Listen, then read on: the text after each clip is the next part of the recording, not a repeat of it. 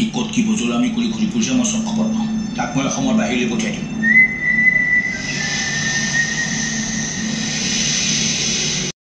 নমস্কাৰ বন্ধুসকল কেনে আছে আপোনালোকে ভাইমন্দা মুভিখন চালেনে ভাইমন্দা মুভিখন এখন সফল ছবি হিচাপে আমি ক'ব লাগিব যে এটুকে আছামিজ ফিল্ম মেকাৰ মুনিন বৰুৱাৰ বায়োগ্ৰাফিক লৈ এই ফিল্মখন বনোৱা হৈছিল তেওঁ কিমান চ্যালেঞ্জেছ ঘাত প্ৰতিঘাত সকলো নেওচি অসমীয়া ফিল্ম জগতখন কিমান আগুৱাই নিছিল সেই সকলোবোৰ এই মুভিখনত দিয়া হৈছিল আৰু এই মুভিখন ডাইৰেক্টৰ আৰু ৰাইটাৰ হিচাপে আছিল শংকৰ সমীৰ আৰু মেইন লিডত অভিনয় কৰিছিল বিনোদ শৰ্মা ইয়াশ্ৰী ভূঞা আৰু পাকিজা বেগম আৰু এই ফিল্মখন ৰিলিজ হৈছিল 23 মে 2025 তাৰিখে আৰু এই ফিল্মখন বনোৱাৰ নামত খৰচ হৈছিল নিয়াৰলি 6 crores গতিকে বহুখিনি বাজেট এই ফিল্মখনত লগাইছিল যেটোকে সেই কাৰণে এই ফিল্মখন এখন সফল ছবি হিচাপে পৰিগণিত হৈছে কাৰণ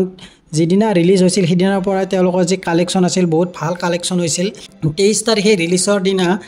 যেদিনা ফিল্মখন ৰিলিজ হৈছিল সেইদিনা কালেকশ্যন হৈছিল প্ৰায় 13 লাখ টকা আৰু 24 মে মানে সেকেন্ড দিনা 37 লাখ টকা 25 মে 61 লাখ টকা আৰু 26 মে 41 লাখ টকা 27 মে 47 লাখ 28 মে 48 লাখ কালেকশ্যন হৈছিল 29 মে 46 লাখ কালেকশ্যন হৈছিল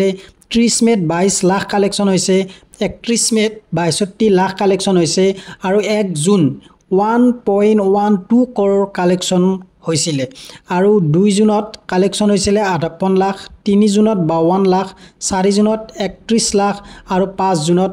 56 লাখ গতিকে আছামিজ নেট বক্স অফিস এই কেদিনত কালেকশ্যন হৈছিল টোটাল 6.86 crore আৰু ইন্ডিয়ান গ্ৰছ কালেকশ্যন চাবলৈ হলে 7.67 crores গতিকে এই ফিল্মখন এখন সফল ছবি হিচাপে পৰিগণিত হৈছিল আৰু যেহেতুকে আৰু এখন অসমীয়া মুভি আমাৰ ওচৰলৈ আহি আছে ৰবি শৰ্মাৰ ৰুদ্ৰ গতিকে এইখনো এখন বহুত বিগ বাজেটৰ ফিল্ম আৰু এইখনো সফল হ'ব আৰু যেহেতুকে আজিৰ পৰাই ৰুদ্ৰ মুভিখন লাগিব গতিকে এই ভাইমন্দাটো হয়তো কিছু ফিগাৰ যেটো কালেকশ্যন হৈছিল এইটো অলপ কমিব কাৰণ যেহেতুকে ৰুদ্ৰ আহি গ'ল ৰুদ্ৰৰ ডেট ৰিলিজ ডেট পিছুৱাই দিছিলে কাৰণ ভাইমন্দা ফিল্মখন যেহেতুকে ভালদৰে চলি আছিল সেইটো কাৰণে ৰুদ্ৰৰ ৰিলিজ ডেট পিছুৱাই দিছিলে কিন্তু আজি ৰুদ্ৰ মুভিখন ৰিলিজ হ'ব গতিকে আমি ৰুদ্ৰ মুভিখন চাবলৈ চেষ্টা কৰিম যেহেতুকে ভাইমন্দা মুভিখন চাবলৈ সময় নাপালো কিন্তু ৰুদ্ৰ মুভিখন চাই ইয়াৰ ৰিভিউ দিবলৈ চেষ্টা কৰিম মাত্ৰ আপোনালোকে চাই থাকিব আমাৰ চেনেল এণ্ডাছ ব্লগ গতিকে ভিডিঅটো ভাল লাগিলে শ্বেয়াৰ কৰিব আৰু চেনেলটো সাবস্ক্ৰাইব কৰিব ধন্যবাদ